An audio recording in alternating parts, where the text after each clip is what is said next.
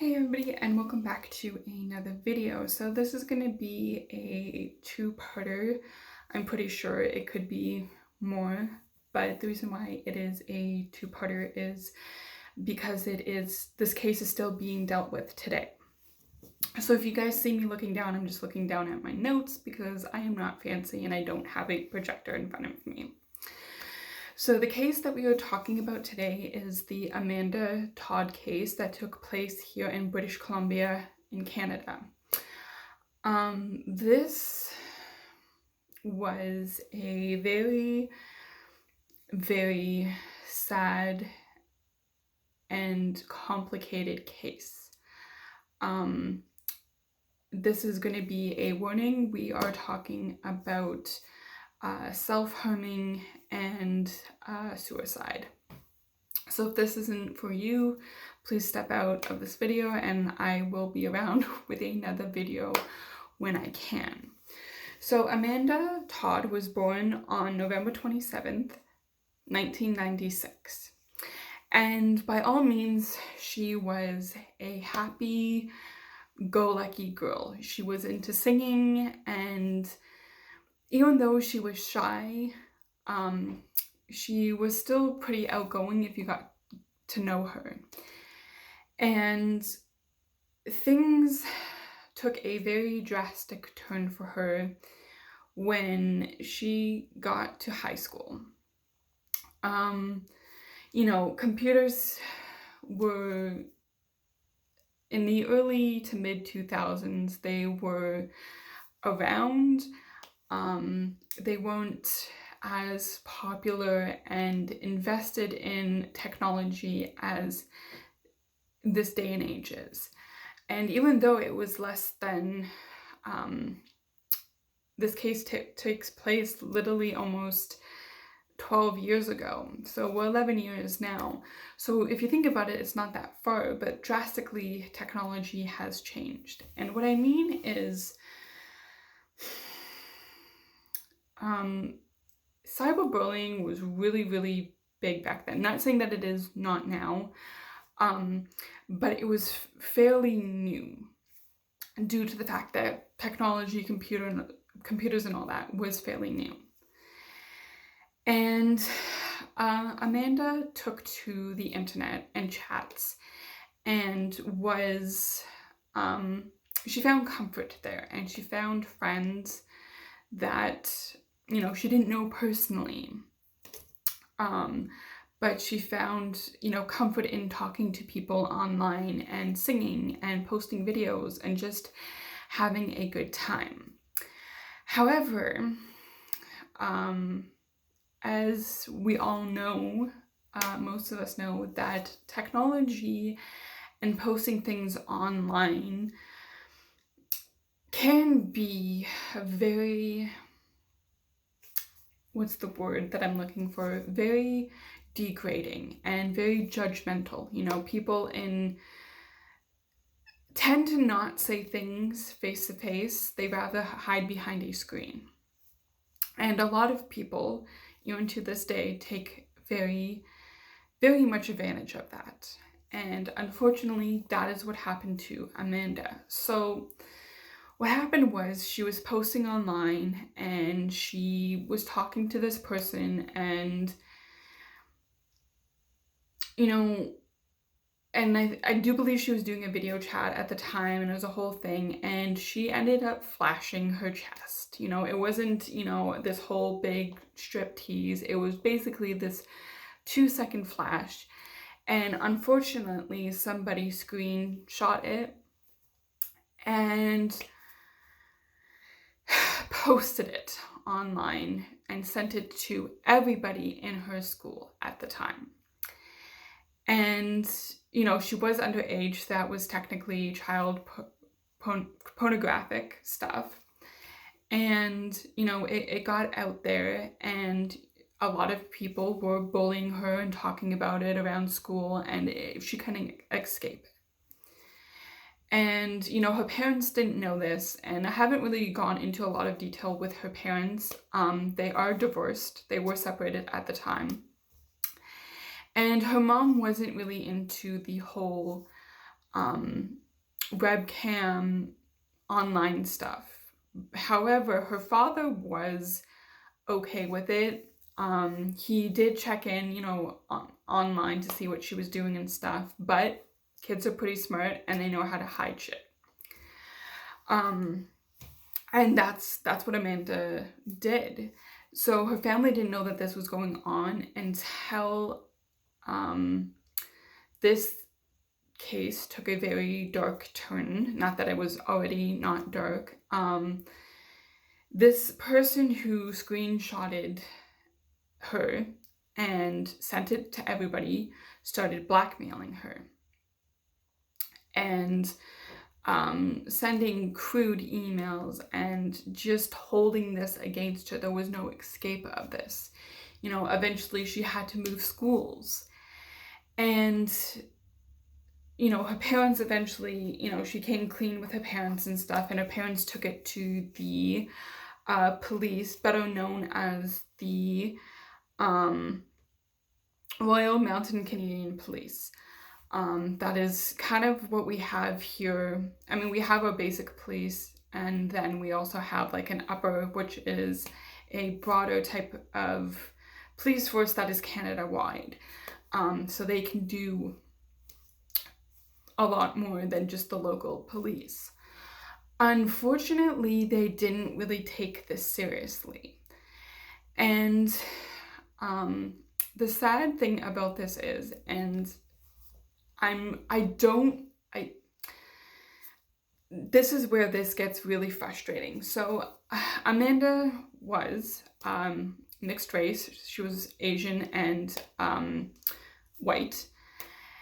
And what happened was, a few months apart, this other girl who was just Caucasian, she was white, she wasn't mixed or anything, unfortunately went through something similar.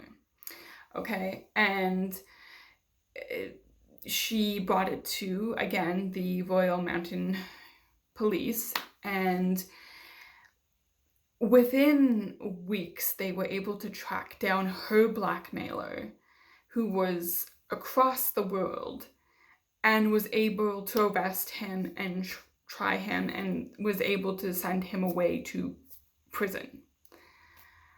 Unfortunately, that did not happen in Amanda Todd's case. Eventually it did, but we'll get to that after. So this went on for a few months, and the blackmailer just kept on sending messages and stuff, and Amanda became very depressed and had lots of anxiety.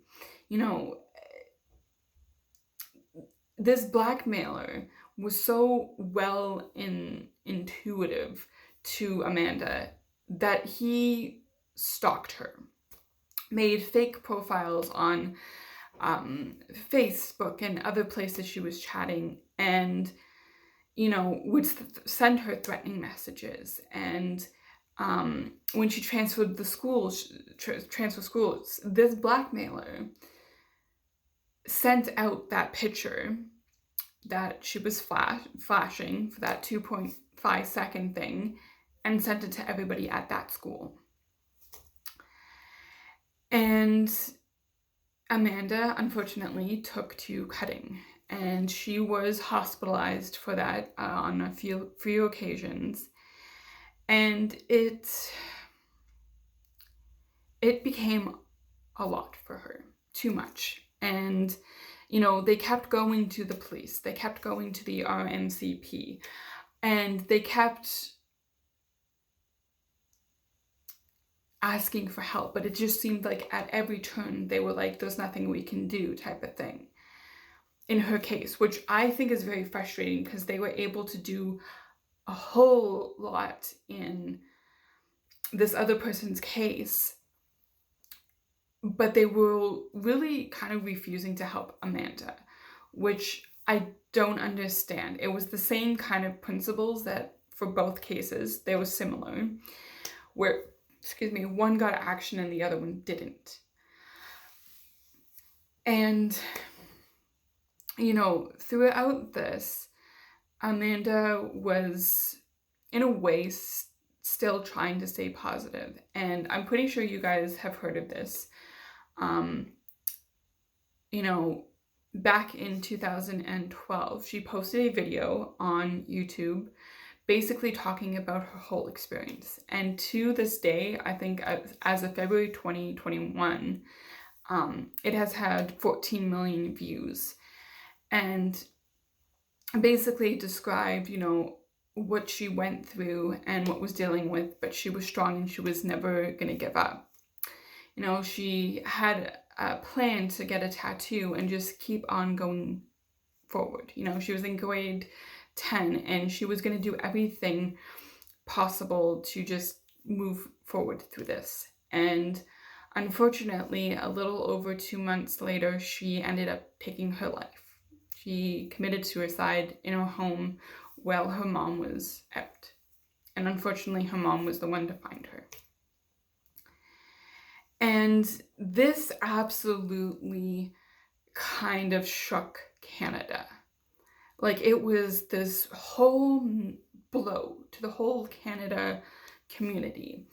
And a lot of people were pissed off once it got out of, like, what happened. Like, the case was really not handled well, mishandled.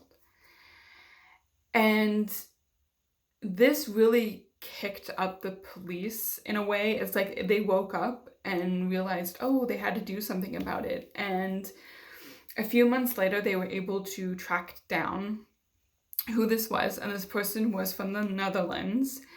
And he was held and convicted of other crimes committed. Similar stuff to what he did to Amanda, just over there. And just as of a few months ago, he was extradited to Canada. So his ass is officially in Canada, and he is going to be tried on basically child pornographic stuff, and a whole bunch of like cyber bullying stuff and stalking and all of that. So he is going to be tried here, and a court date has not been set officially. There's a whole bunch of like, he's had like appearances and all that stuff, but an official like court date hasn't really been set. I'm just gonna double check that, because as of when I was doing the research, nothing like really has been set for his trial. So basically a pre-trial was set for February 12th, 2021. Nothing else has been set. That's what I thought. But as soon as it has been set and the trial has been underway, I will be getting into all of those details. So the big thing with this case is a lot of people are questioning, can he be tried for this? And obviously, yes, he can be. And how he can be is, guys, I don't know if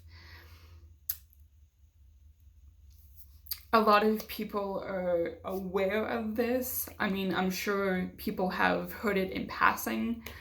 But once shit is out there on the internet, it is very hard to scrub clean. And unfortunately, that's what happened to, Amanda Todd, was that this one moment in time that she made this lapse of judgment was held against her till, today. That picture is still used out there in this kind of community of individuals that are into that type of stuff.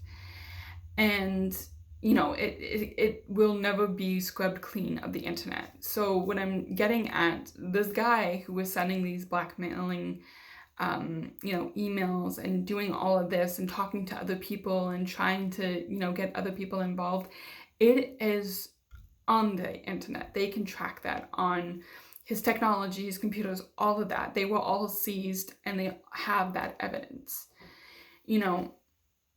It's not like they don't have the evidence, they do, which again leads back to the whole frustration thing of this should have been handled where she was alive and not after.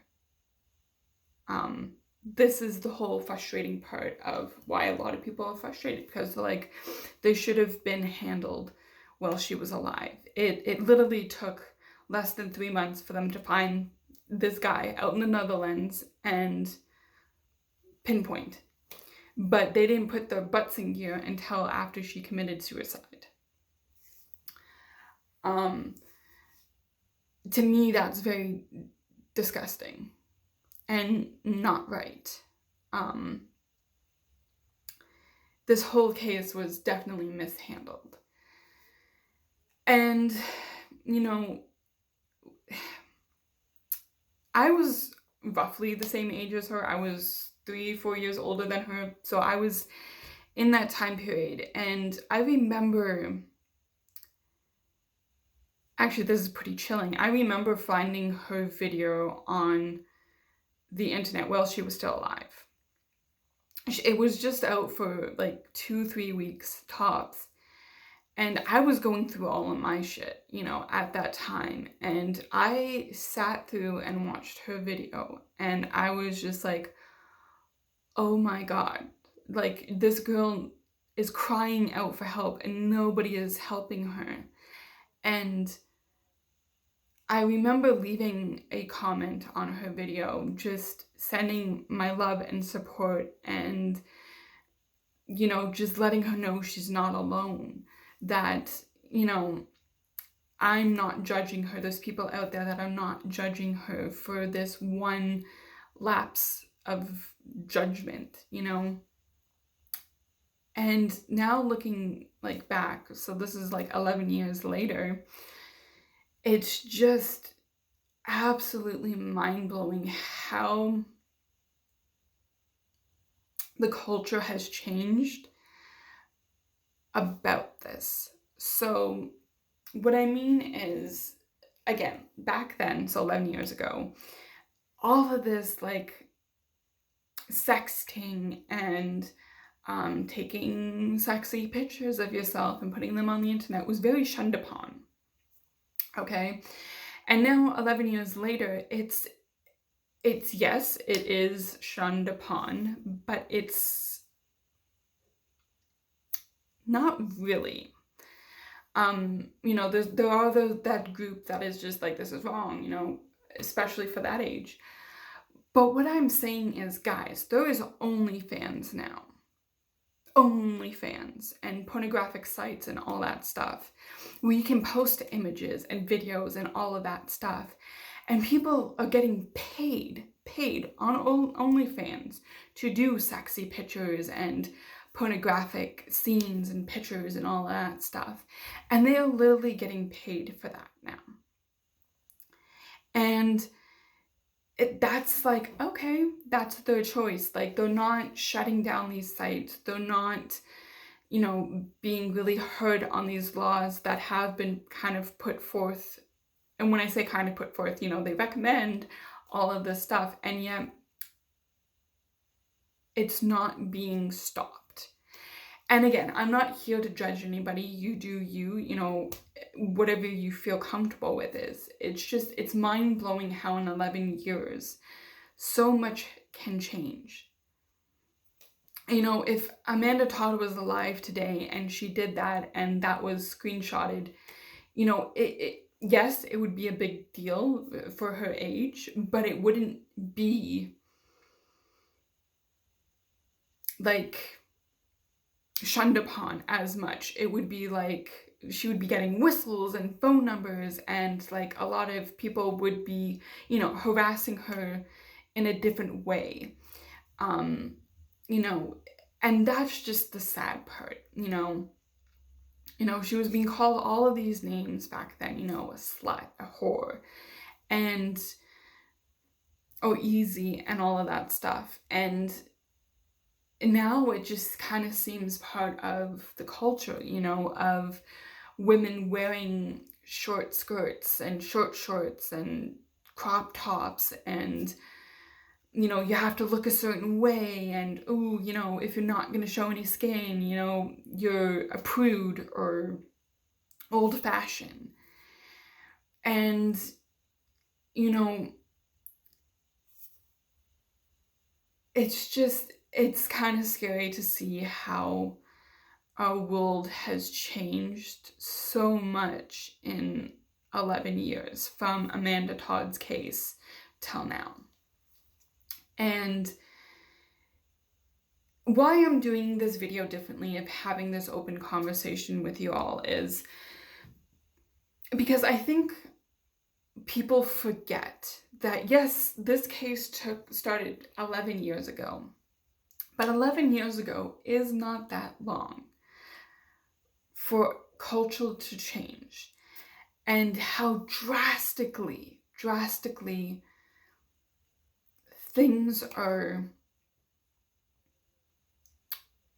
really, unfortunately, different. And yes, and on all these sites you have to be, you know, 18 and older, but unfortunately it is very easy to fake your birthday on these sites, because all they do is they ask you to type in your birthday and what year you were born, and basically you can do the math and calculate, okay, well, if I'm 16 or 15, you know, they can time jump to 18 on these sites, and away they go. They could get paid for doing what they are doing by posting these photos.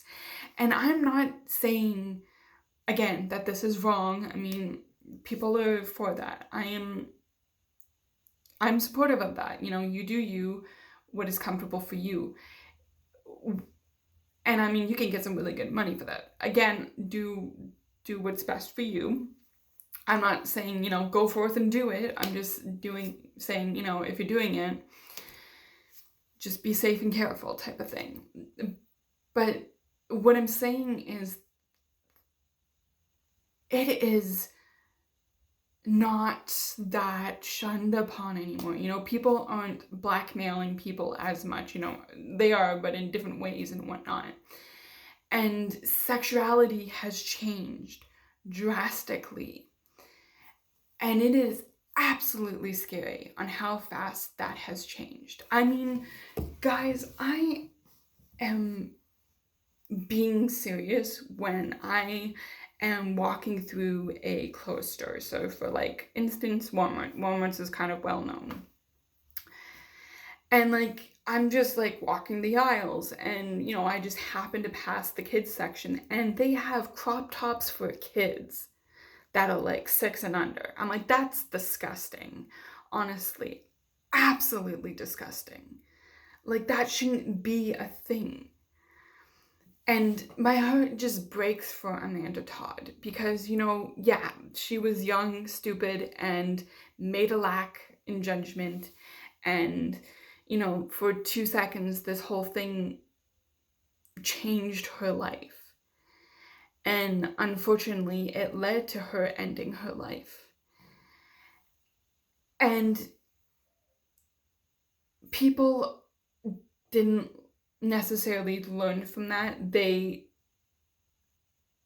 you know, saw that and saw other cases related to that. And the world has changed, and basically said, well, if this is going to be a thing now where people post or, you know, do sexual things to get, you know, attention or whatnot, it's not like,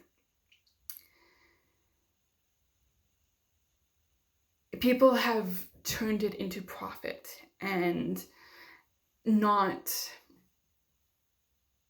kind of, like, talked about and said that, you know, you don't have to sexualize yourself to get attention. You know, you don't have to do these sites to get attention, you know. And it's just like, they've turned these things that have taken people's lives, that have destroyed people's lives, and companies have profited off of it. And it's just honestly sickening and sad to see. And again, I'm not saying, you know, they should take down these sites and blah, blah, blah, blah, blah. I'm just saying lessons should be taught. you know, conversations should happen. And, you know, laws should be... Sorry, my foot fell asleep. Should be taken a lot more seriously. Yes, there are FBI and, you know, Royal Canadian Mounted Police on these sites that are trying to take down these pedophiles and all of that, but it has grown so much and out of hand that, you know, it can't be stopped. It will never be stopped, unfortunately, because the internet has grown. And, you know, it wasn't taken more seriously in the beginning. It just has grown to the extent of, you know, people have lost their lives over this, and it just wasn't taken seriously at the time. And even now it's kind of half-assed. You know, the funds don't support it. You know, there's a lot of things going on in the world that is just crazy, and everything is out of hand. And sometimes they forget that this was once a really, really shunned upon, devastating thing where, you know, this happened, you know, and again, lives were destroyed, and it was a really, really dark thing and a severe thing. And now it's kind of just like, well, people are making a profit off of it, you know. And what people don't get is people can take these images from these sites and use them in other sites that are horrible. And it's just this big circle of terrible, terrible things. But anyways, guys, I want to hear your comments down below if what you think, you know, Amanda Todd went through should be, you know, tried the way that it is, that, you know, this person should be held accountable for their actions. Should they have taken this a lot more seriously when Amanda was alive?